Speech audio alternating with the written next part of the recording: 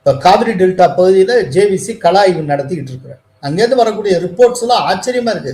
Kaveri டெல்டால NDA sweep பண்ண போகிறது. JVC Sriram என்ன சொல்றாருங்கிறது கேளுங்க. இப்ப நான் கடந்த 2 நாட்களா நான் டெல்டால இருக்கேன். திமுகவினுடைய சின்னம் பெற்ற வீட்டுல நான் பேசினேன் சார். அவரே சொல்றாரு, நாங்க இந்த வாட்டி அதிமுக போடலான் இருக்கோம், எடப்பாடியார் வந்தா நல்லா இருக்கும் அப்படின்னு நினைக்கிறோம் அப்படின்றாரு. நீங்க யாரு ஓட்டு போடுறீங்க? நீங்க போன வாட்டி யாரு போட்டீங்க? டிஎம்கே தான். நாங்க டிஎம்கே தான். நாங்க எல்லாமே டிஎம்கே தான் இருக்கோம். இந்த ட்ரிப் மாறலான்னு இருக்கோம். மாறலான்னு இருக்கீங்களா? ஆமா. யாருக்கு போடலான்னு இருக்கீங்க? எடப்பாடிக்கு. எடப்பாடிக்கா? அப்படியா? எடப்பாடி விவசாயத்துக்கு நல்லா செஞ்சாருங்க. விவசாயத்துக்கு நல்லா செஞ்சாரு. இப்ப வர கொடுப்பு இப்ப இன்சூரன்ஸ் தள்ளி விட்டுட்டு இருக்காரு. இப்ப ஸ்டாலின் இப்ப தள்ளுறாரு. 5 வருஷமா ஒண்ணுத்தையும் காணும். அவரு வருஷமா நம்மளுக்கு இன்சூரன்ஸ் எல்லாம் விவசாயத்துக்கு நல்லா செஞ்சாரு. நீங்க திமுக போட்டவரை இப்ப யோசிக்கிறீங்க? ஆமா, யோசிக்கிறோம். ஆமா. சூரியனே வச்சிருக்கீங்க வீட்டுல? சூரியனே சூரியன் இருக்குதா?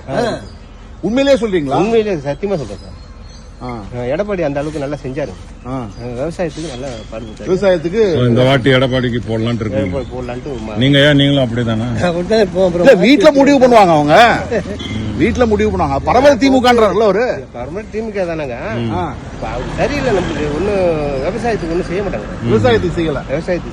அதிமுக மட்டுமே 118க்கு மேல ஜெயிப்பாங்க சார். ஏன்னா டெல்டா மாறுது சார். டெல்டா மாறும் போது உங்களுக்கு எல்லாமே மாறும், சூழ்நிலை மாறும், காட்சிகள் மாறுகிறது, காலங்களும் மாறுகிறது. காவிரி டெல்டால எடப்பாடியார் வந்தப்ப அவர் பின்னாடி எவ்வளவு பெரிய அவருக்காக வெயிட் பண்ணாங்க 11 மணி வரைக்கும் நைட்.